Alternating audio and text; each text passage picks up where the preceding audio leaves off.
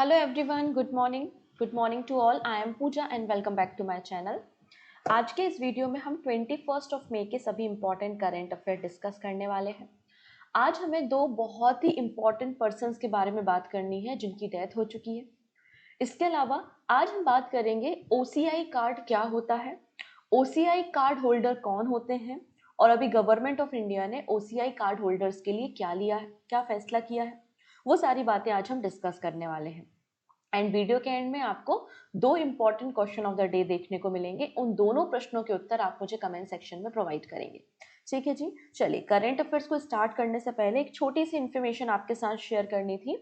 कल मैंने आप लोगों के लिए एक वीडियो तैयार किया था जिसमें जनवरी मंथ से लेकर मई 2025 तक, मतलब 20 ऑफ मई तक जितने भी इंपॉर्टेंट जीआई टैग न्यूज में है, हो सकता है कोई जीआई टैग दिया गया हो सकता है कि कोई ऐसे जीआई प्रोडक्ट हैं जिनको अलग अलग देशों में हम एक्सपोर्ट कर रहे हैं, जैसे कि डाले चिली है फ्रॉम सिक्किम, हम उसको सोलोमन आइलैंड में एक्सपोर्ट करने का काम कर रहे हैं, राइट।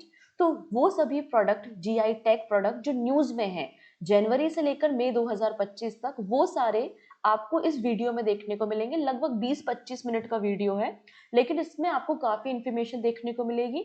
ये सेशन बहुत इंपॉर्टेंट इसलिए हो जाता है क्योंकि जीआई टैग से एग्जाम में प्रश्न बनते हैं और इस बार तो 25th एनिवर्सरी भी है आपके जीआई टैग रजिस्ट्रेशन जो एक्ट होता है 1999 का एक्ट, उसकी। तो ऑब्वियसली बात है, यहाँ से प्रश्न देखने को आपको मिलेंगे।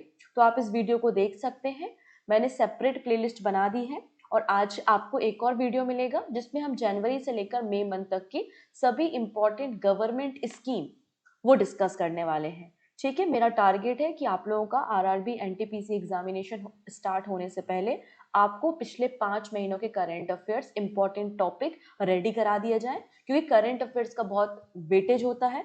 पूरे महीने जब स्पेशली आपके एग्जाम चलते हैं तो बहुत ज्यादा करंट अफेयर्स के क्वेश्चन आपको देखने को मिलते हैं।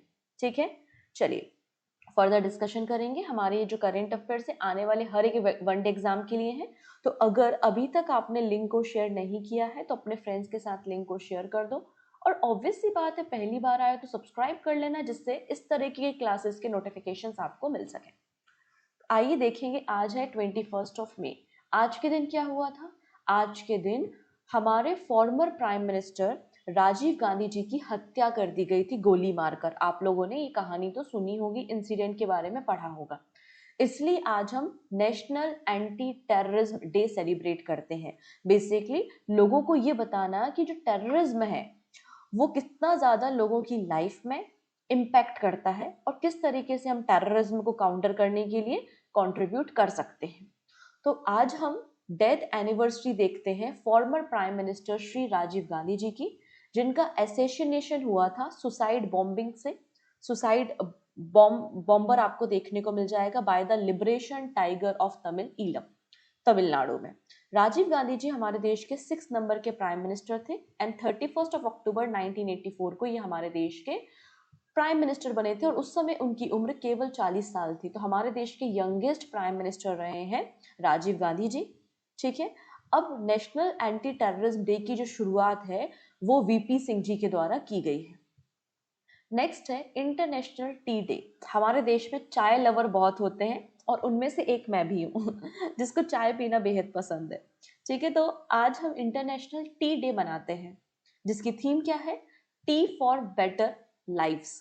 अब यहाँ पे टी के लिए कुछ कंडीशंस आपको देखने को मिलेंगी। कैसी कंडीशंस देखने को मिलेंगी कि जब चाय का प्रोडक्शन किया जाता है तो उसके लिए जो एक एनुअल रेनफॉल या एवरेज रेनफॉल की जरूरत होती है वो 150 से 300 सेंटीमीटर, 150 से 300 सेंटीमीटर होना चाहिए। आपकी जो सॉइल होती है टी कल्टीवेशन के लिए स्लाइटली एसिडिक होना चाहिए विदाउट कैल्शियम। टेम्परेचर 20 डिग्री से 30 डिग्री सेल्सियस के बीच में होना चाहिए और इसके लिए जो क्लाइमेट है वो ट्रॉपिकल एंड सब ट्रॉपिकल क्लाइमेट आपको देखने को मिल जाएगा। क्लियर है? चलिए अब कुछ इंपॉर्टेंट पर्सन के बारे में बात करेंगे। सबसे पहले और सबसे इंपॉर्टेंट पर्सन, 7 स्टार क्वेश्चन, ये क्वेश्चन एग्जाम में देखने को मिलेगा। ठीक है जी, हम बात कर रहे हैं former chairman of atomic energy commission, जिनका नाम है doctor MR Srinivasan passed away. आप लोग ने डॉक्टर होमी जहांगीर भाभा के बारे में तो सुना होगा। ठीक है, तो डॉक्टर होमी जहांगीर भाभा, डॉक्टर होमी जहांगीर भाभा के साथ मिलकर डॉक्टर एम.आर. श्रीनिवासन ने हमारे देश के न्यूक्लियर एनर्जी प्रोग्राम की शुरुआत की थी। तो one of the architect of India's nuclear energy programme आपको डॉक्टर एम.आर. श्रीनिवासन देखने को मिल जाएंगे। साथ ही साथ ये फॉर्मर चेयरमैन भी थे इंडियन एटॉमिक एनर्जी कमीशन के। आपको ये भी पता होना चाहिए कि इंडिया का पहला और एशिया का पहला जो न्यूक्लियर रिसर्च रिएक्टर था उसका नाम था अप्सरा। अप्सरा में भी इन्होंने डॉक्टर होमी जहांगीर भाभा के साथ मिलकर 1956 में काम किया है। इंडिया का पहला atomic power station Tarapur Maharashtra में तैयार किया गया था 1959 में। उसके प्रोजेक्ट इंजीनियर भी आपको देखने को मिल जाएंगे। साथ ही चीफ प्रोजेक्ट इंजीनियर रहे हैं मद्रास एटॉमिक पावर स्टेशन 1967 में। फिर इन्हें 1984 में चेयरमैन बनाया गया था न्यूक्लियर पावर बोर्ड का और 1984 में इन्हें पद्मश्री अवार्ड से भी सम्मानित किया गया था। इसके अलावा एटॉमिक एनर्जी कमीशन के चेयरमैन और सेक्रेटरी बनाए गए थे 1987 में। और आप देखेंगे NPCIL मतलब nuclear power corporation of India के भी चेयरमैन आपको देखने को मिल जाएंगे डॉक्टर एम.आर. श्रीनिवासन। ठीक है जी। इसके अलावा इन्होंने और कौन कौन से काम किए हैं, तो ये सीनियर एडवाइजर रहे हैं international atomic energy agency Vienna Austria में। प्लानिंग कमीशन के मेंबर रह चुके हैं 1996 से लेकर 1998 के बीच में। नेशनल सिक्योरिटी एडवाइजरी बोर्ड के भी मेंबर के रूप में इन्होंने काम किया है। और कर्नाटका गवर्नमेंट ने इन्हें हायर एजुकेशन टास्क फोर्स के लिए चेयरमैन भी बनाया था 2002 में। तो आप देख सकते हैं हमारे देश का जो न्यूक्लियर एनर्जी प्रोग्राम है या एटॉमिक एनर्जी सेक्टर में इन्होंने काफी ज्यादा कंट्रीब्यूट किया है। इसलिए हमारे देश के जो तीनों पद्म अवार्ड पद्म विभूषण, पद्म भूषण और पद्मश्री इन्हें दिया गया है। पद्म विभूषण 2015 में, पद्म भूषण 1990 में और पद्मश्री 1984 में दिया गया था। तो आप देख सकते हैं कितने इंपॉर्टेंट पर्सन है, आपको इनके बारे में याद रखना है। यहां से एग्जाम में प्रश्न देखने को मिलेगा। नेक्स्ट पर्सन है डॉक्टर जयंत नार्लिकर। ठीक है, इनका नाम भी आपने सुना होगा, कोल्हापुर महाराष्ट्र से संबंधित थे और हमारे देश के एक एस्ट्रोफिजिशिस्ट थे। ही पास्ड अवे रिसेंटली। ठीक है, यूनिवर्सिटी ग्रांट कमीशन के रिकमेंडेशन के बाद, उनके इनविटेशन के बाद डॉक्टर जयंत नार्लिकर को university centre for astronomy and astrophysics Pune को इसको इन्होंने सेटअप किया था। तो one of the founding member and director आपको देखने को मिलेंगे कौन, डॉक्टर जयंत नार्लिकर। तो इन्हें भी कई सारे प्रेस्टिजियस अवार्ड मिल चुके हैं, जैसे कि पद्म विभूषण अवार्ड 2004 में, पद्म भूषण अवार्ड 1965 में, महाराष्ट्र भूषण जो कि महाराष्ट्र गवर्नमेंट के द्वारा दिया जाने वाला हाईएस्ट अवार्ड है 2011 में, यूनेस्को का कलिंगा अवार्ड 1996 में दिया जा चुका है। और इन्होंने अपनी एक ऑटोबायोग्राफी, अपनी एक आत्मकथा भी लिखी है मराठी लैंग्वेज में, जिसके कारण इन्हें 2014 में साहित्य अकादमी अवार्ड भी मिल चुका है। ठीक है, अ टेल ऑफ 4 सिटीज इनकी ऑटोबायोग्राफी आपको देखने को मिलेगी। तो इन दोनों पर्सन को याद रखना है, इन दोनों पर्सन को कौन कौन से अवार्ड मिले हैं वो भी याद रखना है। ठीक है, जिसमें डॉक्टर एम.आर. श्रीनिवासन का नाम नहीं भूलना है, एग्जाम में प्रश्न देखने को मिलेगा। ऑबिचुरीज जो होती हैं इंपॉर्टेंट, वहां से एग्जाम में प्रश्न बनते हैं, चाहे वो एसएससी है, डिफेंस है, रेलवे या कोई भी एग्जाम है। ठीक है जी। चलिए अगले पर्सन बात करेंगे हम, जिनका नाम क्या हो जाएगा यहाँ पे, कामिल इड्रिस। ठीक है, कामिल इड्रिस, इन्हें सूडान का नया प्राइम मिनिस्टर अपॉइंट किया गया है। तो सूडान के मिलिट्री चीफ है जनरल अब्देल फतेह बुरहान। इनके द्वारा कामिल इड्रिस को सूडान का नया प्राइम मिनिस्टर बनाया गया है। सिविल वॉर के बाद, सूडान में जो सिविल वॉर हुई थी उसके बाद ये पहले सूडान के प्राइम मिनिस्टर हैं।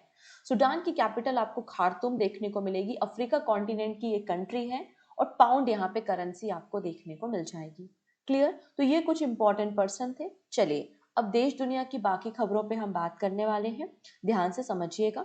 इसके अलावा अगर आप लोगों को भी अप्रैल मंथ की कंप्लीट करंट अफेयर्स की मैगजीन चाहिए है, जिसमें कैटेगरी वाइज आपका करंट अफेयर्स अवेलेबल हो, वो भी प्रिंटेबल फॉर्मेट में, जिस पीडीएफ को आप डाउनलोड कर सकते हैं, वो भी 1 ईयर की वैलिडिटी के साथ, तो आपके लिए अप्रैल मंथ की करंट अफेयर्स की मैगजीन अवेलेबल है। कहाँ पर अवेलेबल है? पूजा जैन क्लासेस एप्लीकेशन पे। एप्लीकेशन को प्ले स्टोर से आप डाउनलोड कर सकते हैं। ठीक है, इसके अलावा बहुत सारे बच्चे परेशान होते हैं हर महीने ये मैगजीन का झंझट, पीडीएफ का झंझट, तो उसके लिए यहाँ पे current affairs e magazine subscription है। ठीक है, इस सब्सक्रिप्शन में आपको जनवरी से लेकर जून 2024 की मैगजीन, जून से लेकर आपका जुलाई जुलाई से लेकर दिसंबर 2024 की मैगजीन अवेलेबल है। और एवरी मंथ जो 3 मैगजीन आती हैं हमारी, मंथली करंट अफेयर्स मैगजीन, फिर 300 MCQ plus one liner magazine और बैंकिंग करंट अफेयर्स मैगजीन। इसके अलावा वीकली हमारे जो करंट अफेयर्स के सेशंस होते हैं वो सभी पीडीएफ यहाँ पर आपको अवेलेबल है, वो भी 1 ईयर की वैलिडिटी के साथ। तो आप इस सब्सक्रिप्शन कोर्स को भी ज्वाइन कर सकते हैं। मोर इन्फॉर्मेशन के लिए पूजा जैन क्लासेस एप्लीकेशन को विजिट कर लेना। स्टिल कोई डाउट रह जाता है तो टेलीग्राम है, टेलीग्राम से क्वेश्चन पूछ लेना। और आज के क्लास की जो करंट अफेयर्स की पीडीएफ है ये भी आपको टेलीग्राम पे मिल जाएगी, डिस्क्रिप्शन में लिंक अवेलेबल है और फ्री ऑफ कॉस्ट ये पीडीएफ आपको देखने को मिलेगी। ठीक है, यहाँ तक का मामला क्लियर है, बातें समझ में आ चुकी हैं तो एक बार लाइक बटन पे क्लिक कर देना। ठीक है जी, चलो ना बात करते हैं उल्लास प्रोग्राम के बारे में। आप लोगों ने उल्लास प्रोग्राम के बारे में सुना होगा, जो कि एक एडल्ट एजुकेशन के लिए काम करता है। हमारे देश के वो लोग जिनकी उम्र 15 साल या 15 साल से ज़्यादा है और किसी भी वजह से वो एजुकेशन सेक्टर से हट चुके हैं, ड्रॉप आउट हो चुके हैं और वापस से वो एजुकेशन सेक्टर में जुड़ना चाहते हैं, तो ऐसे लोगों के लिए उल्लास प्रोग्राम है नव भारत साक्षरता कार्यक्रम। तो उल्लास प्रोग्राम के अंदर भारत का पहला फुली लिटरेट स्टेट आपको देखने को मिलेगा, मिजोरम। देख सकते हैं आप, मिनिस्ट्री ऑफ एजुकेशन ने under the Ullas programme Mizoram को डिक्लेयर किया है first fully literate state of Bharat. ठीक है जी, इस बात को याद रखना है। उल्लास प्रोग्राम के अंदर ये सारी बातें हो रही हैं। Mizoram declare India's first fully literate state. 2011 की जो जनगणना हुई थी, 2011 में 91.33% यहाँ की पॉपुलेशन जो थी वो लिटरेट थी। ना बात करते उल्लास के फुल फॉर्म के बारे में। उल्लास का मतलब है understanding life long learning for all in society और ये सेंट्रली स्पॉन्सर्ड स्कीम है। 2022 से 2027 तक इसको इम्प्लीमेंट किया गया है under the new education policy 2020। ये एडल्ट एज में जो 15 साल और 15 साल से ऊपर के लोग हैं जिन्होंने प्रॉपर स्कूलिंग नहीं की है उनको एजुकेशन प्रोवाइड करता है। इसके 5 कंपोनेंट है, foundational literacy and numeracy, critical life skill, basic education, vocational skill and continuing education. ठीक है, नेक्स्ट ना बात करते हैं ओसीआई, ओवरसीज सिटीजन पोर्टल के बारे में। रिसेंटली हमारे जो होम मिनिस्टर हैं अमित शाह जी, उन्होंने ओसीआई पोर्टल की शुरुआत की है टू सिंप्लीफाई रजिस्ट्रेशन प्रोसेस। तो जो ऑलरेडी हमारे पास ओसीआई पोर्टल था लेकिन उसको रिवैम्प किया गया है, जिससे जो ओसीआई कार्ड होल्डर हैं वो अपना रजिस्ट्रेशन कराना चाहते हैं तो उनकी जो रजिस्ट्रेशन की प्रोसेस है वो आसान हो सके। और ये जो ओसीआई पोर्टल है वो आपका यूजर इंटरफेस और भी ज्यादा फ्रेंडली और इजी हो सके। This initiative aim to improve immigration facility for OCI card holder. Now बात करते हैं what is the OCI. OCI का मतलब ओवरसीज सिटीजन पोर्टल होता है। इसकी शुरुआत 2005 में की गई थी अंडर द सिटीजनशिप एक्ट 1955। तो कब किया गया ओसीआई का शुरुआत? तो overseas citizen of India OCI scheme की शुरुआत 2005 में की गई थी। अब कौन होते हैं ये लोग? तो वो सभी लोग जो 26 जनवरी 1950 में भारत के नागरिक थे या उसके बाद भारत की नागरिकता रखने की पात्रता रखते थे। 15 अगस्त 1947 को जब हमारा देश आजाद हुआ था उस समय भारत के नागरिक थे या उसके बाद भारत की नागरिकता रखने की या उसके बाद मतलब एलिजिबल थे भारत का नागरिक होने के लिए। ठीक है, लेकिन कंडीशन ये है कि वो बांग्लादेश या फिर पाकिस्तान के नागरिक ना हो। ठीक, या फिर ऐसे लोग जिनके ग्रैंड चिल्ड्रन या चाइल्ड या ग्रेट ग्रैंड चाइल्ड इस तरीके के नागरिक के बच्चे हों तो वो सभी लोग एलिजिबल हो जाते हैं। तो who was a citizen of India at the time और at any time after the 26th of January? Who was eligible to become a citizen of India on 26th of January? Who belongs to territory that become a part of India after 15th of August? 15 अगस्त 1947 के बाद वो ऐसा area जो भारत का part बनाया गया हो और वहां पे जो लोग रहते हैं वो ओसीआई कार्ड होल्डर बन सकते हैं। Who is a child or the grandchild or great grandchild of such a citizen? Who is a minor child of such person mentioned above? तो वो सभी लोग ओसीआई कार्ड के लिए अप्लाई कर सकते हैं। ओसीआई कार्ड होल्डर जो होते हैं वो भारत में मतदान करने के लिए एलिजिबल नहीं होते हैं, भारत में गवर्नमेंट एग्जाम या सरकारी नौकरी के लिए एलिजिबल नहीं होते हैं, लेकिन ये अपने अकाउंट्स को ओपन करा सकते हैं।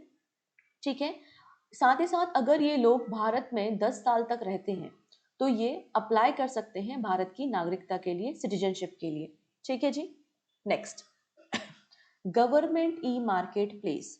GEM पोर्टल के बारे में मैंने आपको कई सारी बार बताया है, जो कि पब्लिक प्रोक्योरमेंट पोर्टल है। जैसे कि हम शॉपिंग करने के लिए फ्लिपकार्ट, अमेजोन वगैरह पे जाते हैं, वैसे ही जब अलग अलग स्टेट गवर्नमेंट, सेंट्रल गवर्नमेंट, पंचायती सिस्टम को शॉपिंग करनी होती है तो वो गवर्नमेंट ई मार्केट प्लेस पर जाता है। तो एक पब्लिक प्रोक्योरमेंट पोर्टल है गवर्नमेंट ई मार्केट प्लेस। इसकी 8th एनिवर्सरी रिसेंटली हमने सेलिब्रेट की। 19 मई को गवर्नमेंट ई मार्केट प्लेस की 8th ईयर एनिवर्सरी हमने सेलिब्रेट की है। ये जो प्लेटफॉर्म है इसने 10 lakh micro and small enterprises को एम्पावर किया है और 1.84 लाख वीमेन एंटरप्रेन्योर्स को भी एम्पावर करने का काम किया है। GEM एक ऑनलाइन प्रोक्योरमेंट पोर्टल है for common use goods and service required by the various government department and organisation. इसकी शुरुआत 2016 में मिनिस्ट्री ऑफ कॉमर्स के द्वारा की गई थी। ठीक है, चलिए नेक्स्ट बात करते हैं। मिनिस्ट्री ऑफ कंज्यूमर अफेयर्स ने भी 3 नए एप्लीकेशन की शुरुआत की है। किसने? मिनिस्ट्री ऑफ कंज्यूमर अफेयर्स ने। वो 3 अलग अलग कौन कौन से एप्लीकेशन है? आंसर हो जाएगा डिपोट दर्पण, अन्न मित्र एंड अन्य सहायता application for public distribution system.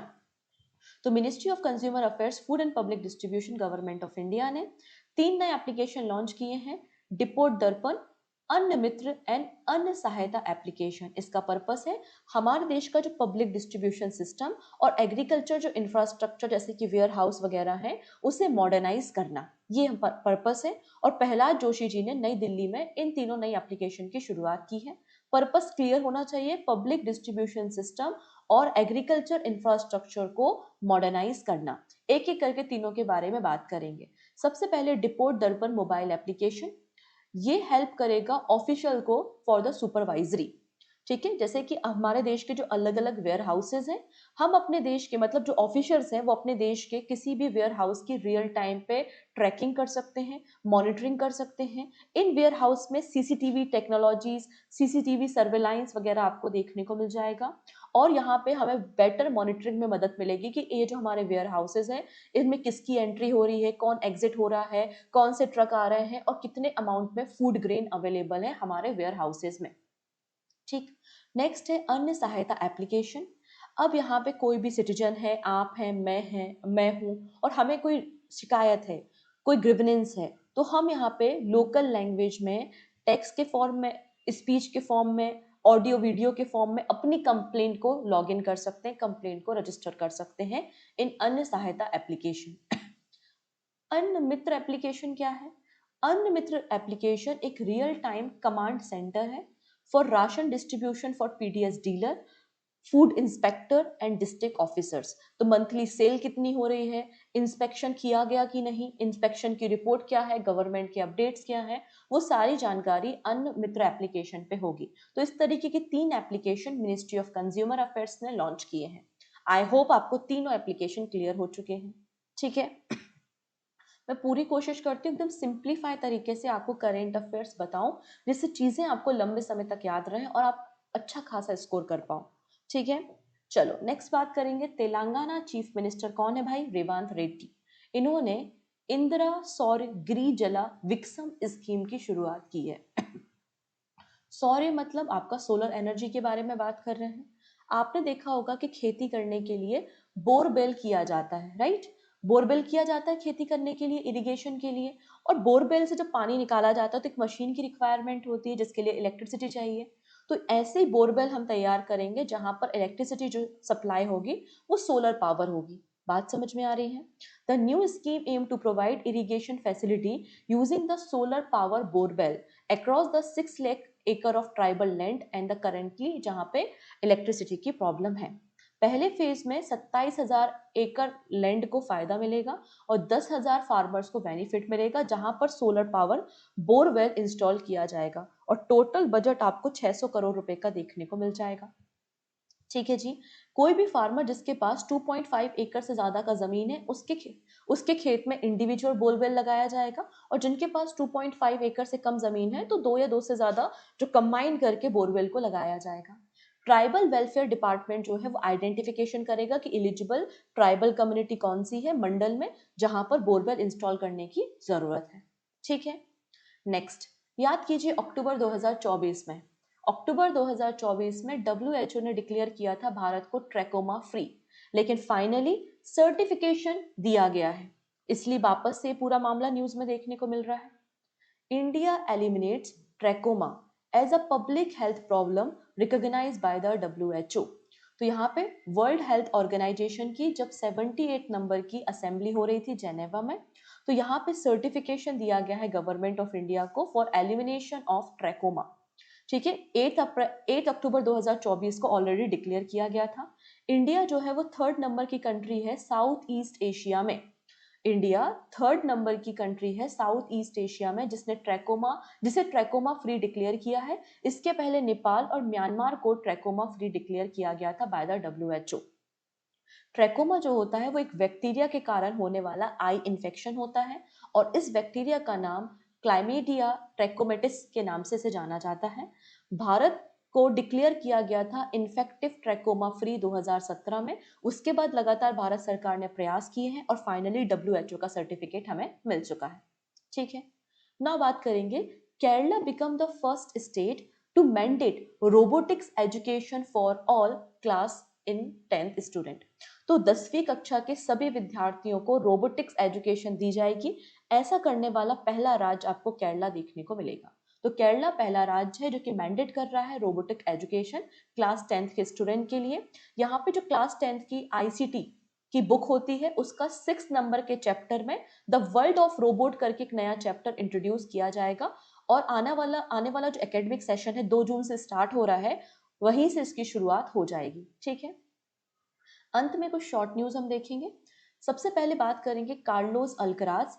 इन्होंने रिसेंटली इटालियन ओपन टाइटल जीता है और इन्होंने जैनिक सिनर को डिफीट करने का काम किया है। ठीक है, नेक्स्ट बात करते हैं माउंट लाकी लाकी या फिर माउंट लिबोतोबी लाकी लाकी, जो कि एक वॉल्केनो है, इंडोनेशिया में देखने को मिलता है। इसमें रिसेंटली इरप्शन देखने को मिला है। तो ये आपका स्टैटिक जीके का क्वेश्चन बन जाएगा कि ये वॉल्केनो कहाँ पर है।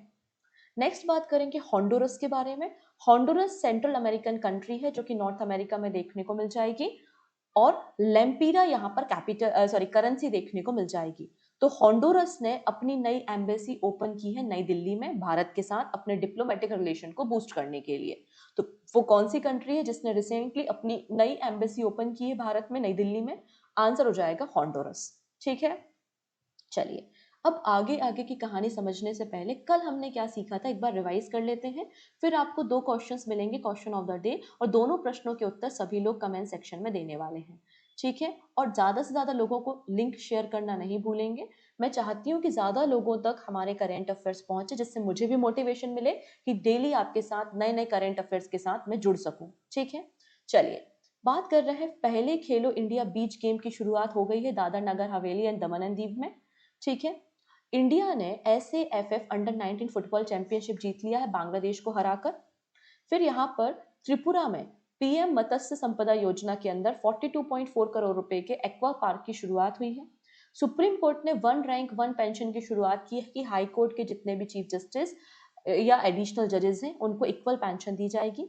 संसद रत्न अवार्ड डिस्ट्रीब्यूट किए गए हैं टोटल 17 MPs को, जिसमें से 7 MPs आपको महाराष्ट्र से देखने को मिल जाएंगे। आर्कियोलॉजिकल सर्वे ऑफ इंडिया ने 16th सेंचुरी की राजौन की बावली का कंजर्वेशन करने का काम किया है। ठीक है, पुष्कर कुंभ मेला 12 साल के बाद आ गया है केशव प्रयाग में, चमोली डिस्ट्रिक्ट ऑफ उत्तराखंड में। ऑपरेशन ओलिविया के अंदर इंडियन कोस्टल गार्ड ने 6.98 लाख ऑलिव रेडली टर्टल को सेफगार्ड किया है, प्रोटेक्ट किया है। ठीक है, फिर 10 इंडियन वीमेन को international day for women in maritime में ऑनर किया गया है, सम्मान दिया गया है अंडर द सागर में सम्मान पॉलिसी। ठीक है, इसके अलावा वर्ल्ड का पहला AI मेडिकल क्लिनिक की शुरुआत सऊदी अरेबिया में हुई है और यहाँ पर जो AI डॉक्टर है उनका नाम है डॉक्टर हुआ। ठीक, 2 क्वेश्चन है। पहला क्वेश्चन है what is the name of initiative launch by the government to promote gender equality in India's maritime sector. मैंने आपको इसके बारे में कल के करंट अफेयर्स में बताया था। ठीक है, एंड दूसरा है which state government has launch India's first vista dome jungle safari train. पहली बार वो कौन सा राज्य है जो जंगल सफारी के लिए विस्टा डोम ट्रेन की शुरुआत कर रहा है? ठीक है, दिस इज इंपॉर्टेंट क्वेश्चन। इन दोनों प्रश्नों के उत्तर आप लोग मुझे कमेंट सेक्शन में प्रोवाइड करेंगे। ओके जी, सो मिलते हैं नेक्स्ट वीडियो में। Thank you so much, take care and bye bye.